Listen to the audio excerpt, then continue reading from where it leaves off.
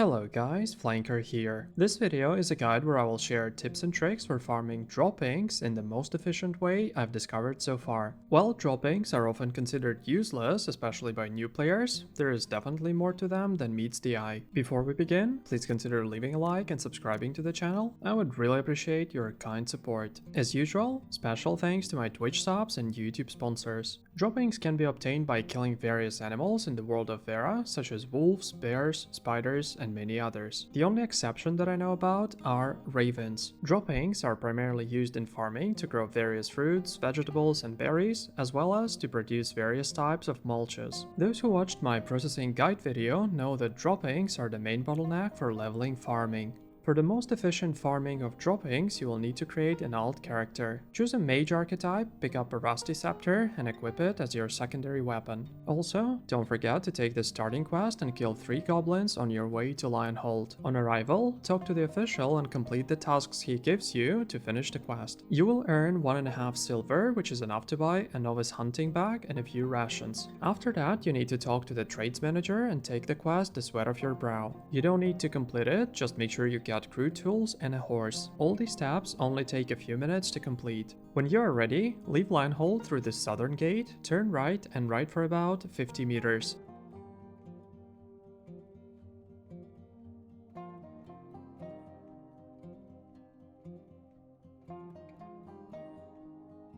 When you arrive, you will see a pit with grams, which is the first spot. The second spot, a wolf den, is about 20 meters to the west. Once you reach level 3 or 4, you will be able to kill grams faster and have enough time to rotate between these two spots. There are also a few ravens between the grams and wolves, but they are useless since you can't get droppings from them. In general, you can start farming here even at level 1, and your efficiency will improve with each new level as you unlock additional skills.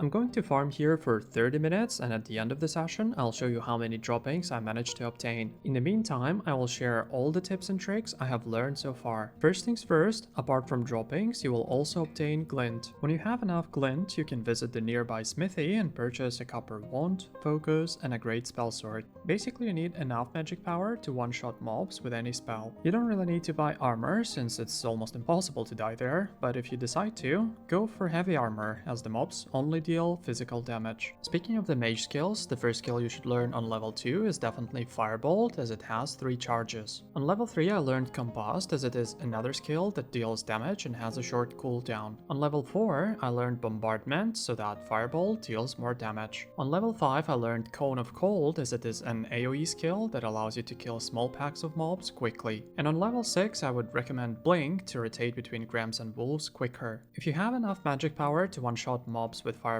without bombardment, you may replace it with another skill. Now, when it comes to this particular spot, other players do not often show up here. However, if it's already taken by another player, you might consider farming the nearby spots I've shown in my previous video. There are plenty of low-level mobs there as well, but personally, I prefer the spot that I have highlighted. Also, if some mobs respawn as huntable creatures, I would recommend hunting them so they respawn as ordinary mobs. This is one of the reasons why we needed to complete the Sweat of Your Brow quest in order to obtain a crude hunting bow. Finally, if you spend a lot of time farming droppings and your character has reached too high a level, the solution is very simple. Just create a new character and repeat the process. Alright, so as you can see, after 30 minutes of farming, I managed to obtain 87 common droppings, 19 uncommon, 16 rare, 1 heroic, and 2 epic. In total, that's 125 droppings, and with some complex math, we can conclude that this spot allows for farming around 250 droppings per hour. Additionally, I managed to obtain 11 gram carcasses, which is a nice bonus. By the way, if you need gram parts, check out my previous video where I show how to farm around 300 gram skin per hour. If this video was helpful, please consider leaving a like and subscribing to the channel. Also, you're welcome to join my Discord server where we pass the time while waiting for the servers to open again. Finally, my Twitch streams will be back on December the 20th when Phase 2 begins, and I'll be glad to see you there. All my links are in the description of this video. That's it for today. I am Flanker, and I'll see you soon.